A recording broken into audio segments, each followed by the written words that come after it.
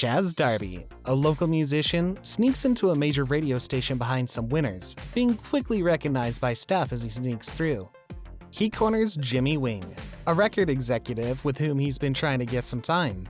He tries to get the man to take his demo unsolicited, but the man pulls away, saying he legally can't listen to them unbidden. This puts a roadblock for Chaz, but he's not deterred. The executive tells him he needs a gimmick to get attention and is promptly kicked out of the station. Chaz and his girlfriend fight at their apartment because he didn't mail the rent. She throws her makeup at him when she realizes it was ruined. He makes it seem like he spent his day in a meeting with an executive until he admits a security guard kicked him out. She scolds him for being lazy and kicks him out of her apartment. Chaz meets up with Rex and Pip, his bandmates, looking for a place to crash as he deals with the fallout of his relationship. Rex shows off his realistic-looking water guns at their place, filling them with hot pepper sauce, making them a non-lethal but rather dangerous arsenal. Later that night, they go to the Sons of Thunder Rebel Radio record release party, drink all the whiskey, and complain that the band wasn't good and that they just needed a shot to get their music on the air, only no one will play their demo. They decide they're going to try and get onto the local KPPX rock station to get them to play their reel-to-tape on the air, but know that they need to break in through the back door.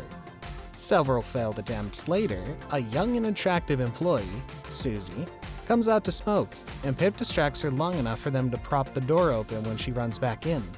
The manager and a straight-laced employee are going over contacts in the station. The manager explains he's cutting loose dead weight and needed him to come in the next day. The two of them try to nail down a good day to set up a meeting, and the manager reveals none of the crew knows about his plans for the station, which are not revealed to us yet. They meet the laid-back DJ and the Shark once they get in. They corner him in his booth, and he turns the mic live, talking with them on air. Milo, the uptight station manager, overhears them and intervenes, but Ian keeps the broadcast going. Milo insults Rex, calling him Hollywood Boulevard trash, and he pulls out the spicy sauce-filled gun, demanding airplay. Since the guns look realistic, they believe it to be so. The station agrees, but they don't have anything to play the reel-to-reel tape. Soon, they rope another employee in on it, who manages to set up the sole player in the station, but it barely makes a few seconds into the song before the player malfunctions and destroys their only copy of the music. The guys panic and try to run, but the police are called and the band realizes quickly that the building is surrounded and there's no way out, through the front or the back.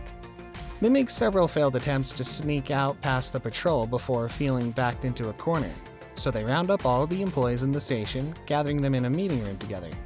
Elsewhere, Jimmy Wing is lamenting over his lack of forethought, realizing that the musician he kicked out earlier would be a huge media sensation with this and he should have snagged him when he could.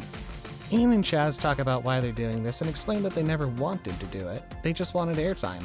This emboldens Chaz to find another copy of the demo, but as it turns out, Kayla has the only other one. We see her driving down the road as she tosses the tape out of her window, clearly still upset from their breakup. Since the station never cut itself off the air, news of the hostage situation travels fast. Rock and metal fans begin showing up, encircling the station, which interferes with police business. Chaz goes out to talk to the police and is immediately surrounded by police with guns. The two begin to negotiate, having spoken before on the phone. Chaz gives them instructions to find their demo tape. Since he can't get a hold of Kayla on the phone, he tasks the police with finding her on the strip. Back in the office, they discuss who'll be let go as a show of good faith from the radio station. Milo is upset that they decide to send a woman home, but Pip likes Yvonne, so Chaz chooses to let her go and get out of the station. In the vents, the straight-laced employee from the meeting with Milo has escaped detection but continues to battle with the elements in the AC vents. Soon a SWAT team arrives as well, with Sergeant Mace, who prefers to use force instead of negotiation. The two have a spat over how this will be handled, but ultimately the police win. The band decides to demand ridiculous things from the police, like equipment and pictures of actress Bea Arthur, since they want to meet all their demands and get the hostages back. This makes the band cocky, and they begin playing whatever music they want on the station and start handing out free concert tickets to the crowd outside.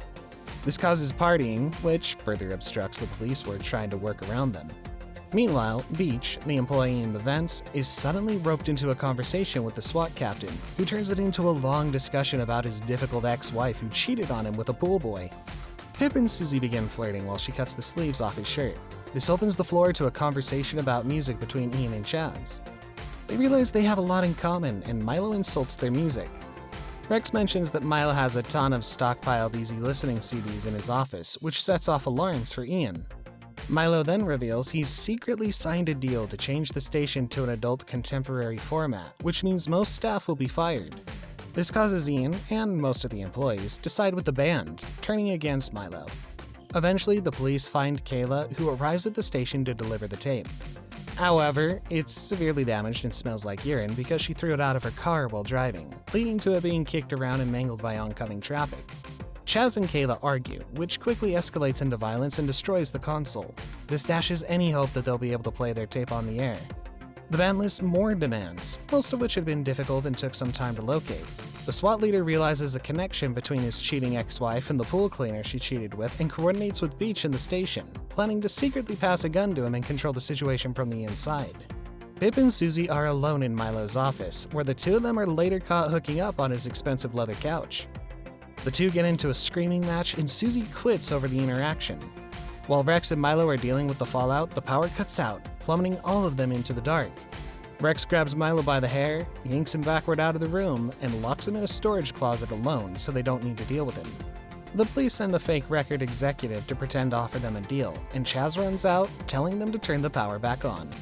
Rex hands out concert tickets, and Chaz begins inciting the crowd by yelling "Rodney King" to scare the police, following the LA riots of 1992. This causes enough issues for the police to turn the power back on, despite saying they wouldn't. As they bring their demands into the station, the door shuts on Rex's plastic water gun, revealing it to be fake. Some hostages run out and tell the SWAT team that the guns aren't real. As the team begins to rush the station, the hidden employee corners the band but loses his gun as Ian knocks it out of his hand. This causes the weapon to, in turn, wildly fire off and send the police backing away. Ian retrieves the gun but gives it to Chaz in one final act of rebellion against the establishment. Jimmy Wing from the station earlier comes to the station, offering the band a contract. The contract he promises comes with Rebel Radio's legal team, which will help them get off for this hostage crisis. They agree, reluctantly, feeling like they have no other choice.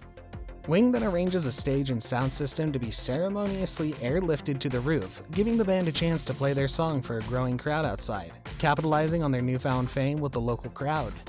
However, to the band's dismay, everything is a prop, and they're being told to lip sync in front of the crowd.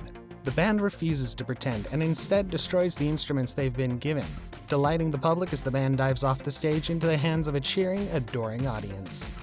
Later, the band is seen playing a gig for the other inmates in prison. Kayla and Susie from the station are dancing in the background, and Ian is now their manager. On the phone, Ian says to an unknown person on the line that they'll be touring in 6 months, or 3 if they behave. And that's going to wrap things up for today. Hopefully you've enjoyed this recap as much as we did. If you liked the video and want to look into other movies with us, then be sure to click the like button and subscribe to the channel with notifications turned on.